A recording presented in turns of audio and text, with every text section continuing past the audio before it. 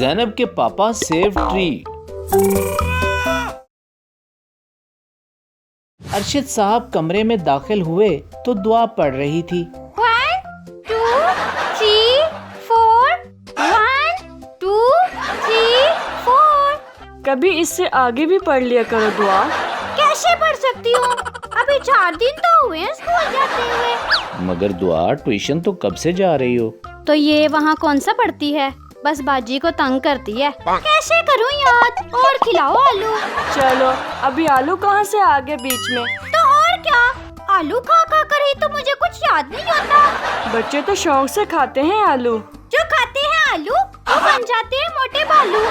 बात तो ठीक है दुआ।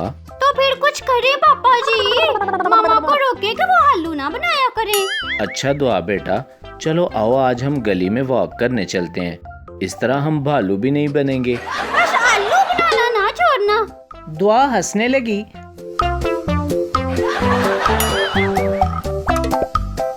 और वो दोनों वॉक के लिए घर से बाहर निकल गए। दूसरी तरफ गांव के सरदार और उनकी बेगम बैठक में बैठे थे। सरदार साहब अपनी बेगम से बोले, हमारे बेटे के अमेरिका से आने से पहले उसके लिए नया घर बन जाएगा। लेकिन नया घर क्यों? उसकी शादी जो करेंगे इसी साल के आखिर में, उसका घर मैं दरख्तों के आसपास बनवाऊंगा ताकि ज्यादा खूबसूरत लगे। लेकिन सरदार साहब, इसके लिए तो दरख्त काटने पड़ेंगे। तो क्या हुआ, अपना फार्म हाउस बनवाने के लिए भी मैंने बहुत सारे दरख्त कटवा दिए थे। मैं अपने बेटे के लिए ऐसी लड़की ढूंढूंगी जो चुप रहती हो, हर बात मानती हो और जवाब न देती हो। ऐसी लड़की तो आईसीयू में ही मिलेगी। उनकी बेगम गुस्से में उठकर बाहर चली गई। शाम के वक्त अरशद साहब और दुआ गली में वॉक कर रहे थे कि दुआ एक दरख्त को देखकर बोली, पापा जी ये दरख्त कितना खूबसूरत है। दुआ दरख्त के नीचे जाकर खड़ी हो गई।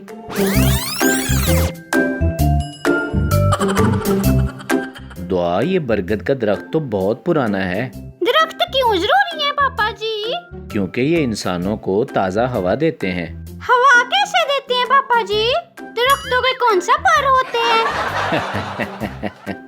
दुआ, इनके पत्ते ही इनके पर होते हैं। फिर तो हमें ज्यादा से ज्यादा दरख्त लगाने चाहिए।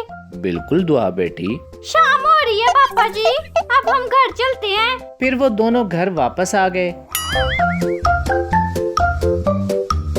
अगला दिन शुरू हुआ। अरशद साहब दरख्त के पास खड़े थे, पास अफजल भी खड़ा था। मैं बहुत परेशान हूँ, दिल करता है एक लंबी रस्सी लेकर दरख्त की छांव में झूला डालकर झूले लूं। लेकिन अफजल भाई, अब तो इस दरख्त की छांव भी हमसे छिन जाएगी। क्यों अरशद भाई? सरदार अपने बेटे का घर बनवाने के लिए काट जो देगा इस दरख्त को। बचपन में कितना खेलते थे हम यहाँ। हाँ अरशद भाई, अपना बचपन याद आ गया। वो दोनों नमाज पढ़ने चले गए, जबकि पीछे मौजूद दरख्त आंसू बहाने लगा। अरशद साहब गली में नमाज पढ़कर वापस आ रहे थे। जब पुराने दरख्त के पास पहुँचे तो उन्हें अपना नाम सुनाई दिया। अरशद, अरशद बेटा। ये आवाज कहाँ से आई? अरशद साहब को शक हुआ कि आवाज दरख्त से आ रही है, तो वो हैरान और परेशान रह गए। तुम्हें हो रहा है मुझ पर शक जो, क्योंकि पहली बार बोलते सुना है तुमने दरख्त को। अरशद साहब को हैरत का झटका लगा। एक दरख्त कैसे बोल सकता है? क्यों नहीं बोल सकता, मैं आज तक यहाँ होने वाली हर बात देख भी रहा हूँ और सुन भी रहा हूँ। क्या वाकई? हाँ, बोलता भी रहता हूँ, लेकिन इंसान मुझे नहीं सुन सकते। तुम सुन सकते हो क्योंकि तुम नहीं चाहते कि दरख्तों को काटा जाए। क्या तुम चाहते हो कि मुझे काट कर ये मुझे जाया कर दें? बिल्कुल नहीं। तो फिर तुम अपने सरदार को मनाते क्यों नहीं कि दरख्त काटना गलत बात होती है? अरे हाँ हजरत, ये बात मेरे जहन में क्यों नहीं आई? मैं जरूर कोशिश करूँगा, आप बेफिक्र रहें। अरशद साहब चले गए, जबकि पीछे मौजूद दरख्त अब पहले की तरह खामोशी से खड़ा था। सरदार अपने कमरे में परेशान बैठा था कि उसकी बीवी पास आई और बोली, क्या हुआ सरदार जी? मुंह पर 12 क्यों बज रहे हैं? जब से तुम आई हो जिंदगी में 12 बज गए। ये तो फिर भी मुंह है। क्या कहा? कुछ नहीं, मैं कह रहा हूँ अब तुम आ गई हो, अब 12 क्यों बजेंगे?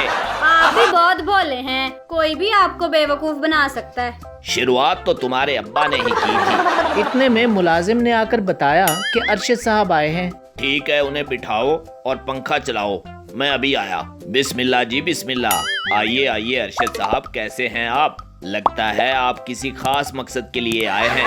जी बिल्कुल सरदार साहब, सुना है आप पुराने दरख्त को कटवा के वहाँ कोठी बनवाने का इरादा कर रहे हैं। ओ हाँ जी बिल्कुल, आपको पता तो है नवीद अमेरिका से वापस आ रहा है। उसकी शादी की उम्र भी हो गई है, बस उसके लिए घर बनवाना है।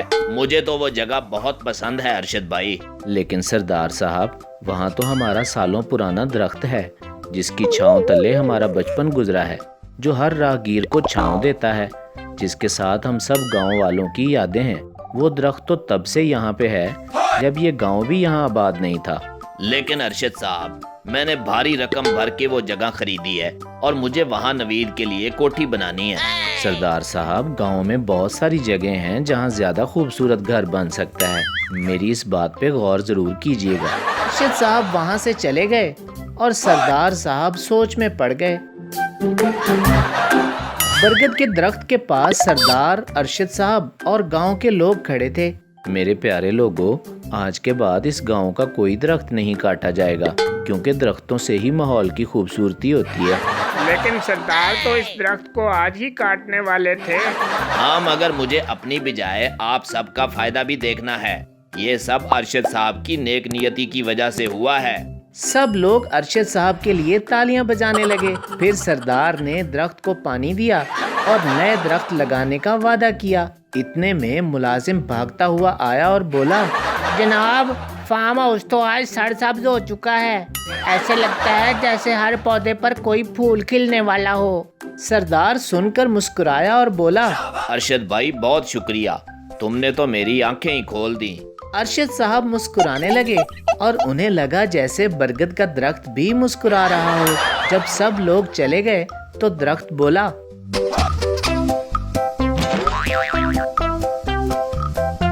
बहुत शुक्रिया प्यारे बेटे। कोई बात नहीं प्यारे दरख्त, ये तो मेरा फर्ज था। फिर बरगद का दरख्त ऐसे खड़ा हो गया जैसे आज तक बोला ही ना हो और अरशद साहब भी खुशी खुशी घर वापस आ गए।